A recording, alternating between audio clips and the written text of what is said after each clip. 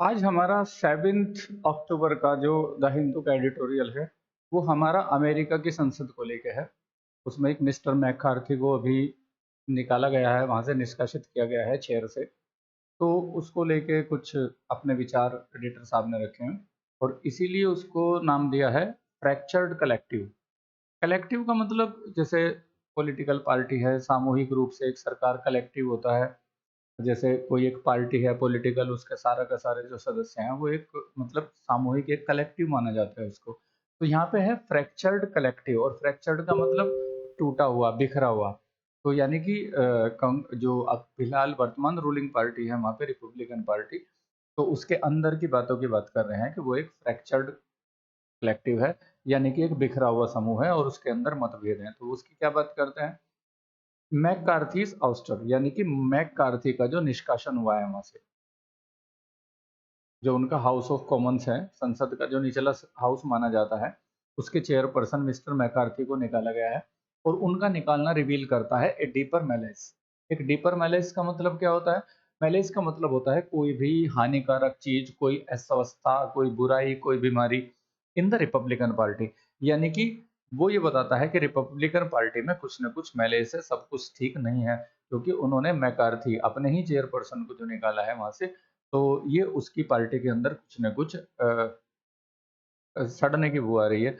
वहाँ पे 2 ही पार्टी है, इससे पहले डेमोक्रेट्स थे वहाँ पे, मिस्टर डोनाल्ड ट्रम्प की जो उनके लीडर थे, और अब रिपब्लिकन पार्टी की सत्ता है, तो उसको लेके हम मेन आर्टिकल में चलते हैं। द सरप्राइज होस्टर, यानी कि जो आश्चर्यजनक बहिष्कार करना है, यानी कि निष्कासन करना है, of US house of representatives के जो स्पीकर हैं मिस्टर केविन मैकार्थी को। तो यानी कि यहाँ से पढ़ेंगे हम, यूएस हाउस ऑफ रिप्रेजेंटेटिव्स के स्पीकर मिस्टर केवन मैकार्थी का जो सरप्राइज निष्कासन है फ्रॉम द टॉप पोस्ट, जो सबसे टॉप पोस्ट मानी जाती है उनकी, of the lower chamber of Congress, Congress की जो लोअर चैम्बर है उसमें, हैज वंस अगेन लेफ्ट। अब ये आपका मेन सेंटेंस ये हैज और वर्ब की थर्ड फॉर्म प्रेजेंट परफेक्ट। तो देखो यहाँ पे आपका मेन सब्जेक्ट है, जो सरप्राइज निष्कासन है, हैज लेफ्ट, उसने छोड़ दिया है किसको? रिपब्लिकन पार्टी को। ऐसी अवस्था में एक्सपोज्ड, तो एक्सपोज्ड कर दिया है, यानी कि ये जो सरप्राइज आउस्टर है मिस्टर मैकार्थी का, इसने रिपब्लिकन पार्टी को एक्सपोज कर दिया है। तो यहाँ पे हैज लेफ्ट का मतलब उसे एक्सपोज कर दिया है, ये मतलब निकालेंगे। और आउस्टर कहाँ से है? तो वो जो निष्कासन किया गया है उसके बारे में डिस्क्रिप्शन दी गई है, यूएस हाउस ऑफ रिप्रेजेंटेटिव्स के स्पीकर केविन मैकार्थी को, उनकी जो लोअर चैम्बर ऑफ कांग्रेस की है, उनकी टॉप पोस्ट से जो सरप्राइज आउस्टर हुआ है, उसने पूरी रिपब्लिकन पार्टी को एक्सपोज करके रख दिया है। और क्या एक्सपोज किया है? एज ए फ्रैक्चर्ड कलेक्टिव, यानी कि एक बटा हुआ, बिखरा हुआ समूह के रूप में उसे सामने ला दिया है। The tenure of mister McCarthy, और मिस्टर मैकार्थी का जो टेन्योर है, यानी कि उनका जो कार्यकाल है, वो क्या है? अब देखो यहाँ पे फिर वही चीजें मैं बार बार समझाता रहता हूँ आपको, कि जो टेन्योर ऑफ मिस्टर मैकार्थी है, यहाँ पे उन्होंने कोमा से सेपरेट कर दिया इस पूरे पोर्शन को। कहाँ तक सेपरेट किया है? यहाँ चेयर तक। तो इस चीज को आप इस सेंटेंस के बाद में भी पढ़ सकते हैं, पहले सेंटेंस को पूरा कर लेते हैं इससे अलग। तो हम देखते हैं, mister McCarthy came to an end, यानी कि जो मिस्टर मैकार्थी का जो टेन्योर ऑफ मिस्टर मैकार्थी है, मिस्टर मैकार्थी का टेन्योर क्या है? केम टू एन एंड, वो अंत पे आ गया था, यानी कि उसका एंड हो गया था। तो मेन सेंटेंस ये है आपका, मिस्टर मैकार्थी का जो टेन्योर है वो अंत हो गया था। अब मिस्टर मैकार्थी के बारे में डिस्क्रिप्शन दी है, कौन mister McCarthy? The first ever speaker, जो आज तक के पहले स्पीकर हैं इन यूएस हिस्ट्री, यूएस के इतिहास में, टू बी इजेक्टेड, बाहर निकाले जाने वाले, फ्रॉम द चेयर। तो यानी कि यहाँ पे कहा है कि मिस्टर मैकार्थी जो यूएस की हिस्ट्री में पहली बार चेयर से बाहर निकाले जाने वाले पहले स्पीकर हैं, उनका टेन्योर जो है अंत हो गया था। कब अंत हुआ था? आफ्टर फ्लोरिडा कांग्रेसमैन, जब फ्लोरिडा के कांग्रेसमैन जिनका नाम है Matt Gaetz sorry, invoked a relatively rarely used clause called a motion of vacate. इसे समझने की कोशिश करते हैं। देखो, कहीं के बाद उनका टेन्योर एंड हुआ, जब फ्लोरिडा का कांग्रेसमैन थे मैट गेट्स, और उन्होंने क्या किया? इन्वोक किया, आह्वान किया या यूज किया इसको, एक क्लोज है, यानी कि आर्टिकल की क्लोज होती है, संविधान के जो अनुच्छेद होते हैं, कॉल्ड, जिसे कहा जाता है मोशन ऑफ वैकेट। तो मेन सेंटेंस को देखते हैं, उनका कार्यकाल अंत हुआ जब फ्लोरिडा के कांग्रेसमैन मैट गेट्स ने इन्वोक किया इसको, एक क्लोज को, जिसे क्या कहा जाता है, मोशन ऑफ वैकेट कहा जाता है। ठीक, अब इस क्लोज के बारे में कुछ एडजेक्टिव्स यूज किए गए हैं। क्या कहते हैं, रिलेटिवली, सापेक्ष रूप से, यानी कि दूसरी क्लोज के सापेक्ष, रेयरली, बहुत ही कम, बहुत ही मुश्किल से यूज की गई जो क्लोज है। तो इसका मतलब है मिस्टर फ्लोरिडा के कांग्रेसमैन मैट गेट्स ने एक ऐसी क्लोज को यूज किया जो दूसरी क्लोज के सापेक्ष रूप से बहुत ही कम यूज किए जाने वाली है, जिसको कहा जाता है मोशन टू वैकेट। अब ये मोशन टू वैकेट क्या होता है, ये शॉर्ट फॉर्म है मोशन, इसका पूरा नाम होता है motion to vacate the seat, तो यह चेयर। तो वैकेट का मतलब होता है खाली करना, इसी वर्ड से बनता है वैकेंसी, यानी कि वहां पे रिक्तियां हैं, इसी चीज को कहते हैं कि वहां से चीजों को वो वैकेट कर लिया गया है, लोगों को वहां से निकाल लिया गया है। तो इसका मतलब होता है, यानी कि उनके जो हाउस ऑफ रिप्रेजेंटेटिव होता है उसमें के एक आदमी मुद्दा उठाता है, इस बात को कहता है कि वो भाई इसको चेयर से हटाया जाए। और आज तक 2-3 दफे ऐसा कांग्रेस की संसद में हुआ है, लेकिन आज तक वो सक्सेसफुल नहीं हुआ था, लेकिन इस बार सफल हुआ है। तो यहाँ पे उन्होंने बताया कि ये जो उनका टेन्योर एंड हुआ है, यो जो है फ्लोरिडा का कांग्रेसमैन मैट गेट्स ने जो बहुत ही कम यूज होने वाली क्लोज जिसे मोशन ऑफ वैकेट कहा जाता है उसको इन्वोक किया, उसका आह्वान किया। और उसने क्या कहा, विच वॉज आयरोनिकली एक कंसेशन, और जो एक कंसेशन था, देखो आयरोनिकली का मतलब विडंबनापूर्ण, वो विडंबना क्या होती है, जब हम सोच के कुछ रखते हैं उसके अपोजिट कुछ निकलता है, तो उसके कहते हैं कि वो आयरनी थी।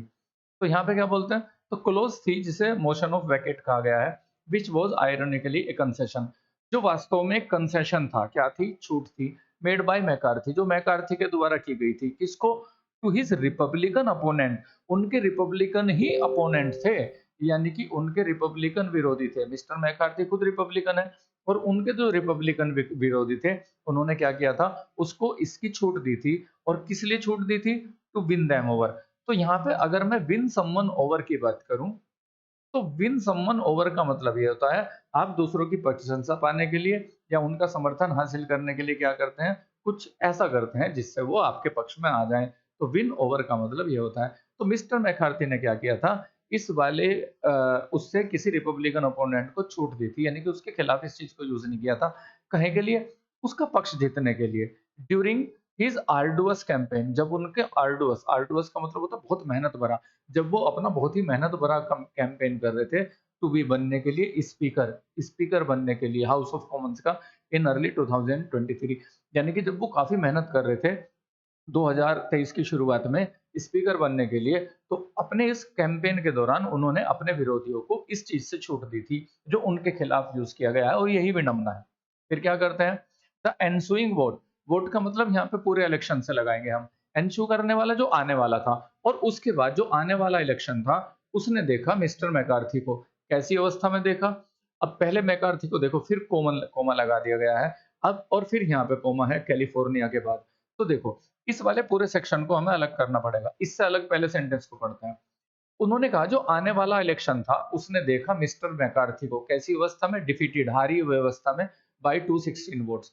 तो यानी कि आने वाले इलेक्शन ने मिस्टर मैकार्थी को 216 वोट से हारे हुए देखा। अपनी लैंग्वेज की बात करेंगे तो आने वाले इलेक्शन में मिस्टर मैकार्थी 216 वोट से हार गए। अब कोमा के बीच में क्या है, इसको देखते हैं। मिस्टर मैकार्थी के बारे में क्या कहा, जो एक लॉ मेकर है, जिसे हम यहाँ चुन के किसी को भेजते हैं संसद में, तो उसे क्या बोलते हैं, हम अपनी असेंबलीज में भेजते हैं, विधायक बोलते हैं या संसद सदस्य बोलते हैं, फ्रॉम कैलिफोर्निया। यानी कि जो कैलिफोर्निया से एक विधायक थे और आने वाले इस इलेक्शन में वो 216 वोट से हार गए, यानी कि विधायक तो वो बन नहीं पाए, लॉ मेकर तो बन नहीं पाए।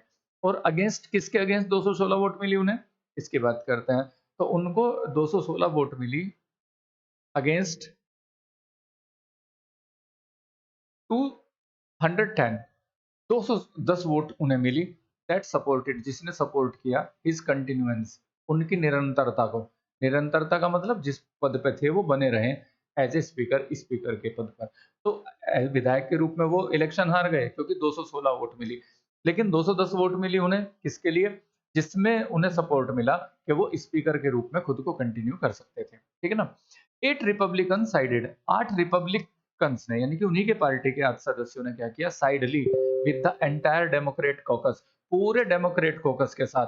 यानी कि डेमोक्रेट कॉकस का मतलब यानी कि पूरा समूह जो डेमोक्रेट पार्टी का था। कॉकस का मतलब ये होता है, जैसे भाई वो सारे लोगों का समूह जो किसी पक्ष में या विपक्ष में वोट देने के लिए, किसी चीज़ के लिए कि भाई इसको चेयरमैन बनाना है, हटाना है, तो वो पूरा का पूरा समूह कॉकस कहा जाता है।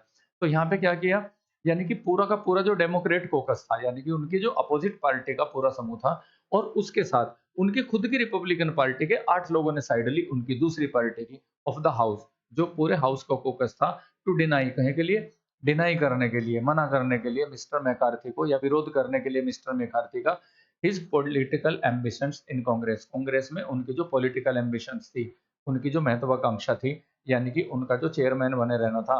तो इसमें क्या हुआ, यानी कि पूरा जो कॉकस था, पूरा जो ग्रुप था डेमोक्रेटिक पार्टी का, उसने तो उनके खिलाफ वोट किया ही, साथ में उनकी खुद की पार्टी के 8 सदस्यों ने उनके खिलाफ वोट किया। और पर्टिकुलरली वोसिफेरस, और जो पर्टिकुलरली वोसिफेरस थे, वोसिफेरस का मतलब होता है जो अपनी आवाज को बहुत जोर शोर से, शोर भरे अंदाज में उठाता है, और या सबसे ज्यादा जो एक तरह से उसमें क्या बोल देते हैं उसे, उग्र रूप में सामने आया।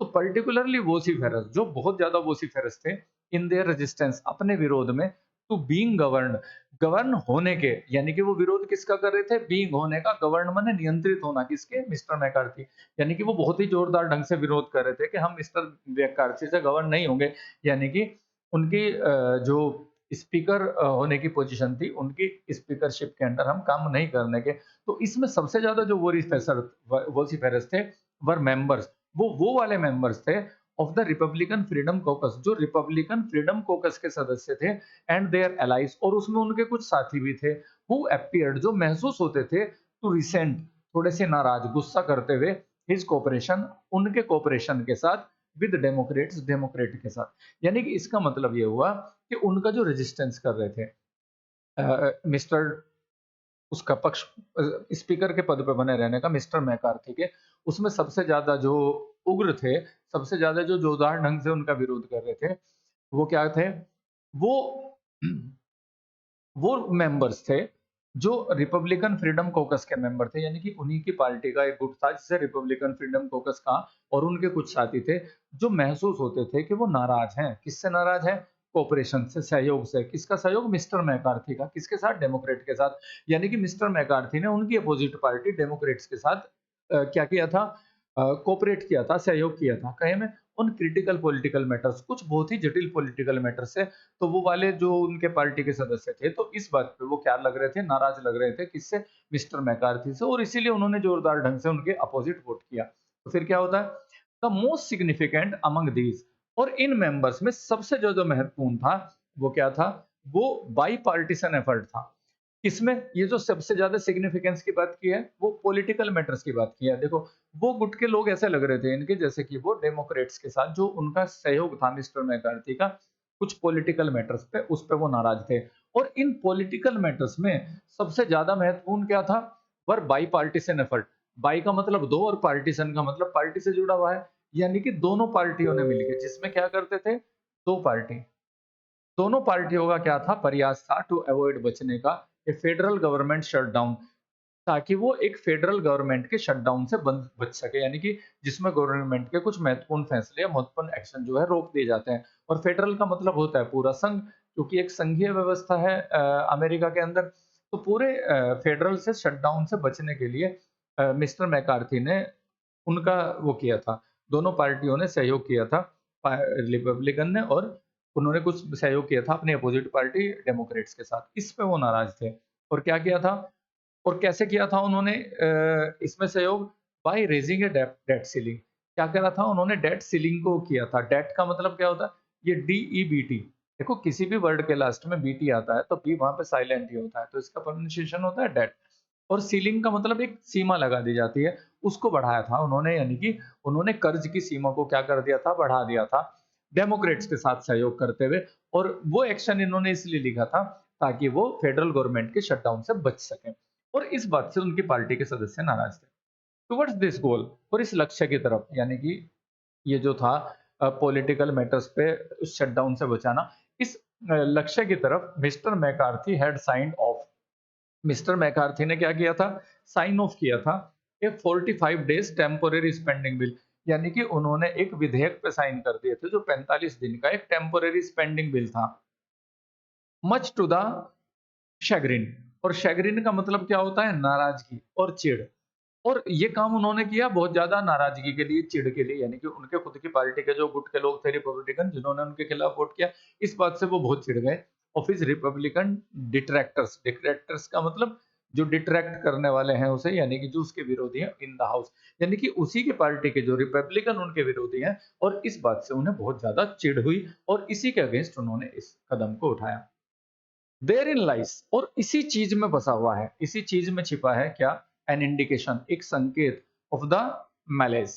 मैलेस का मतलब वही, जो पार्टी के अंदर एक बीमारी दिखाई दे रही है, जो पार्टी के अंदर एक अस्वस्थता दिखाई दे रही है। तो यानी कि जब मिस्टर जो बाइडेन की पार्टी है, रिपब्लिकन पार्टी, उसके अंदर ऐसा लग रहा है कि गुटबाजी है और सब कुछ ठीक नहीं चल रहा है। तो इसी चीज में वो दिक्कत दिखाई दे रही है हमारे एडिटर साहब को। और क्या कहते हैं, इसी में इंडिकेशन छिपा है ऑफ द मैलेज ग्रिपिंग। ग्रिप का मतलब पकड़ बनाता हुआ, ग्रिप होती है ना, जैसे जैसे आपकी बाइक वगैरह होती है, जहां से उसे पकड़ते हो एक्सीलेटर वगैरह को उसके, तो वो ग्रिप होता है उसका। तो वो पकड़ बनाता हुआ लग रहा है, वो बीमारी उसके अंदर, रिपब्लिकन पार्टी के अंदर।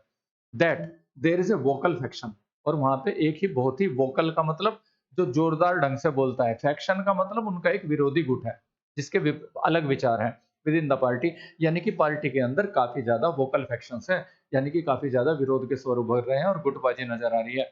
That sees itself as a closely aligned, और वो जो गुट है, जो इनके विरोधी गुट है, वो खुद को क्लोजली अलाइंड महसूस करता है। अलाइंड का मतलब एक तालमेल में, यानी कि विचारधारा से जुड़ा महसूस करता है विद द पॉलिटिकल आउटलुक, जो राजनीतिक आउटलुक है, जो राजनीतिक दृष्टिकोण है of former president Donald Trump. यानी कि पार्टी के अंदर एक ऐसा गुट है जो विचारों के मामले में प्रेसिडेंट डोनाल्ड ट्रंप, जो अपोजिट पार्टी डेमोक्रेट के सदस्य हैं, उनके विचारों से थोड़ा सहमत नजर आता है।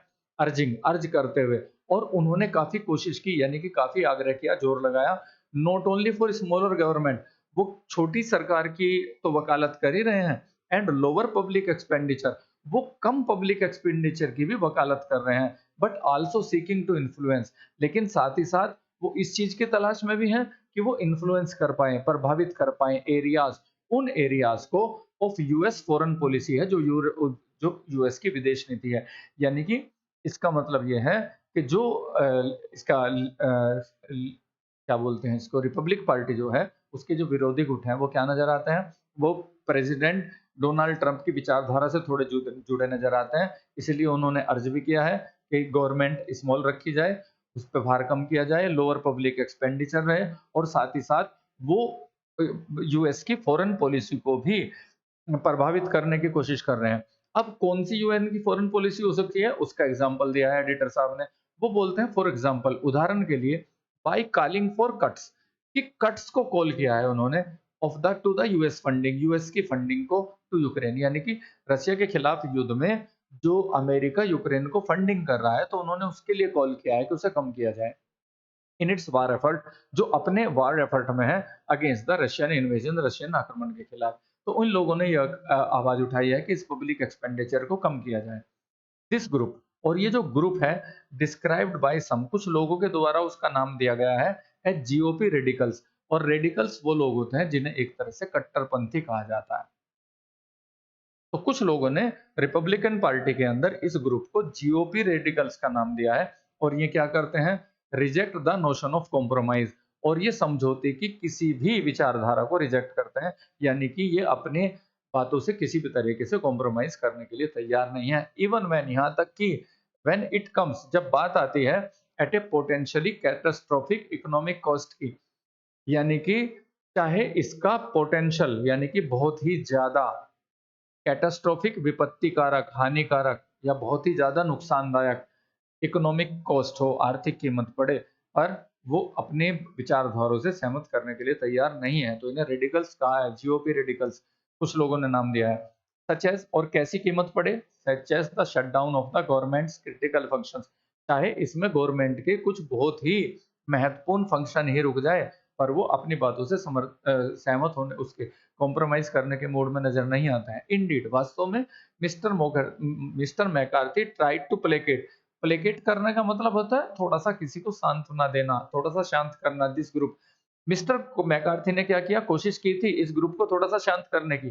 कैसे, बाय डिनाई, डिनाई करके प्रेसिडेंट जो बाइडन के हिज रिक्वेस्ट, जो उन्होंने उनकी रिक्वेस्ट की थी फॉर $6 बिलियन की इन सपोर्ट ऑफ यूक्रेन, यूक्रेन के लिए। यानी कि मिस्टर जो बाइडन ने रिक्वेस्ट की थी कि यूक्रेन के लिए $6 बिलियन की सपोर्ट दे दी जाए, लेकिन मिस्टर मैकार्थी ने क्या किया था, उसे डिनाई कर दिया था। और उसका कारण क्या था, वो इस विरोधी गुट को थोड़ा सा शांत करना चाहते थे ताकि वो उनका विरोध ना करें। एंड बाय अनाउंसिंग, तो पहला तो काम ये किया उन्होंने, कैसे उन्हें शांत करने की कोशिश की, बाय डिनाइंग, डिनाइंग करके। तो देखो ये जीरंड होता है वर्ब की आईएनजी फॉर्म जब नाउन का काम करती है, जैसे बाय कार, बाय क्या बोलते हैं, बाई कार का मतलब कार से, तो प्रीपोजिशन कोई भी हो उसके बाद नाउन की जगह होती है। और यहाँ पे क्या है, डिनाई करके, यानी कि डिनाई करना वो चीज थी जिससे उन्होंने इस चीज को शांत करने की कोशिश की। और दूसरा क्या था, बाई अनाउंसिंग, यानी कि अनाउंस करके, किसको अनाउंस करके, ए प्लान, एक प्लान को, तो इम्पीच, इम्पीच का मतलब होता है महाभियोग। जैसे किसी राष्ट्रपति वगैरह के खिलाफ महाभियोग चलाया जाता है, या हमारे यहाँ इंडिया में जैसे चीफ जस्टिस होते हैं उनके खिलाफ महाभियोग चलाया जाता है उन्हें हटाने के लिए। तो उन्होंने एक इम्पीचमेंट की जो प्लान है उसको भी अनाउंस किया था। किसके खिलाफ, द प्रेसिडेंट, प्रेसिडेंट के खिलाफ, ऑन चार्जेस, उन आरोपों के आधार पर, रिलेटेड टू एलिगेशंस, जो उन आरोपों से जुड़े थे, ऑफ रॉन्ग डूइंग, जो गलत कारनामे थे, बाय लेटर सन, लेटर का मतलब बाद वाला। अब यहाँ पे बात लिखी है, पहले नाम किसका लिखा है, मिस्टर मैकार्थी का, तो वो तो फॉर्मर हो गए। और दूसरे नंबर पे यहाँ पे नाम लिखा है प्रेसिडेंट जो बाइडन का, यानी कि वो लेटर हो गए। तो बाद वाले का बेटा, तो बाद वाले का बेटा किसका, प्रेसिडेंट जो का बेटा। तो ऐसे इंग्लिश में लिख दिया जाता है फॉर्मर और लेटर। ठीक, जैसे बचपन में हम एक छोटी सी पोयम पढ़ते थे, a mountain and squirrel had a quarrel, the former said to the latter little prig, यानी कि एक माउंटेन और स्क्वायरल था, एक पहाड़ और लोमड़ी थी, हैड ए क्वारल, उनमें एक झगड़ा था। द फॉर्मर पहले वाला यानी कि माउंटेन, कॉल्ड द लेटर यानी कि बाद वाले को, किसको, गैलरी को, छोटी सी तुच्छ सी चीज कहकर पुकारता था। तो यहाँ पे क्या किया, तो अपने विरोधी गुट को थोड़ा शांत करने की कोशिश की मिस्टर मैकार्थी ने, दो तरीके से, एक तो डिनाई करके प्रेसिडेंट जो की जो रिक्वेस्ट थी $6 बिलियन की, और दूसरे नंबर पे घोषणा करके उनके महाभियोग की, उन एलिगेशंस के आधार पर जो उनके बेटे की रॉन्ग डूइंग के आधार पर उनसे लगे थे, जिनका नाम था हंटर बाइडन। बट फेल्ड, लेकिन ये प्रयास उनके फेल हो गए थे अल्टीमेटली। आखिरकार हाउएवर, जैसे तैसे भी, द रिकैल्सिट्रेंस, ये जो रिकैल्सिट्रेंस है ऑफ द ग्रुप, ग्रुप की, यानी कि ये जो ग्रुप की नाराजगी है, ये जो ग्रुप की उनसे चिढ़ है, या उस ग्रुप का जो विरोध है उनसे, वो क्या है, हाँ,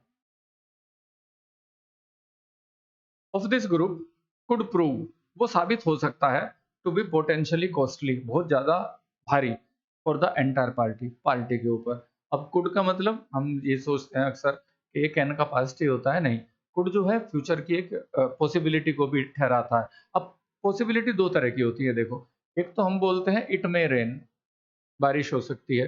अब ये गॉड की मर्जी है, वो होएगी या रुकेगी। बट अगर मैं अपना कोई डिसीजन सुनाता हूँ कि भाई अगर मेरा मन वहां लग जाता है तो मैं वहां पे थोड़े दिन के लिए रुक सकता हूँ, तो वो तो मेरे डिसीजन के ऊपर डिपेंड करती है वो संभावना। तो फिर यहाँ पे हम आई कुड भी कह सकते हैं, I could stay there for some more days if I like. तो यहाँ पे क्या कहते हैं, तो ये चीज जो है पार्टी के ऊपर बहुत ज्यादा भारी साबित हो सकती है। क्यों, as 2024 is an election year, क्योंकि जो 2024 है वो इलेक्शन का साल है। और ये जो मैटर्स हैं, जो पार्टी के अंदर टूट चल रही है, specially in the context of independent voters, और खास तौर से जो इंडिपेंडेंट वोटर्स होते हैं, जो किसी पार्टी वगैरह से जुड़े नहीं होते, हु अपन कैरी, जो अक्सर कैरी करते हैं किसको, स्विंग वोट को। स्विंग वोट का मतलब वो होता है जो आखिरकार हार और जीत का फैसला करती है। तो यानी कि देखो, अगर कोई रिपब्लिकन पार्टी का कट्टर समर्थक है तो उसी को वोट देगा, अंदर कुछ भी चलता रहे। डेमोक्रेट्स का समर्थक है तो उसी को वोट देगा, अंदर कुछ भी चलता रहे। लेकिन जो इंडिपेंडेंट वोटर्स है, जो किसी पार्टी लाइन से खुद को बना नहीं देखते, वो अपने किसी थॉट बेस के ऊपर वोट करते हैं। तो ऐसे में क्या करते हैं, और वो होते हैं फैसला करने वाले, क्योंकि इसके पक्ष के वोट तो इसे ही जाएंगे, इसे ही जाएंगे, तो ये स्विंग वोटर्स जो है वो फैसला करते हैं हार जीत का। तो क्या होता है, तो इससे पार्टी को क्यों नुकसान पहुंचेगा, क्योंकि 2024 इलेक्शन ईयर है। और ये जो मैटर है इंडिपेंडेंट वोटर्स के केस में, जो कैरी करते हैं स्विंग वोट्स को, but would likely walk away, तो ऐसा हो सकता है कि वो कवे कर जाएँ फ्रॉम ए पार्टी, किसी पार्टी से, यानी कि वो किसी पार्टी को वोट ना दें। कैसी पार्टी को? दैट हैज़ फेल्ड, जो फेल हो चुकी है, टू पुट हिज़ हाउस, अपने ही घर को इन ऑर्डर में रखने में। यानी कि जो अपने घर को ही नहीं सँभाल पा रही है, तो उसे वो वोटर क्यों वोट देंगे? And present a united front as a hustings, और क्या करने में फेल हो जाए? प्रेज़ेंट करने में फेल हो जाए ए यूनाइटेड फ्रंट, एक संगठित मोर्चे को एट द हस्टिंग्स। हस्टिंग्स क्या होता है? अमेरिका में हस्टिंग्स उस मीटिंग को बोलते हैं जहाँ पे एक वोटर, जो कैंडिडेट है, वो क्या करता है, लोगों को बताता है मीटिंग्स में कि भाई उसे वोट क्यों दिया जाए। तो वहाँ पे क्या हो जाएगा, जब वो पार्टी संगठित रूप में रखने में फेल हो जाएगी और अपने घर को ही वो ठीक से नहीं रख पाएगी, तो ऐसे में 2024 में पार्टी को नुकसान हो सकता है। तो आज की अगर एडिटोरियल की बात करें, तो एडिटर साहब को आज थोड़ी चिंता अमेरिका की थी, हमारे इंडिया से ज़्यादा। अच्छी बात है, हमारे पड़ोसी हैं, नए बिज़नेस संबंध बन रहे हैं, और आज की ये बातें थी। और संडे वाले दिन तो हिंदू को एडिटोरियल नहीं आता है, तो मंडे फिर आते हैं लेके आपके लिए नया एडिटोरियल। और इस बीच में ट्राई करता हूँ कुछ और इन्फॉर्मेटिव और अच्छी वीडियोस मैं आपके लिए ला सकूँ। तब तक के लिए have a nice day, have a great time.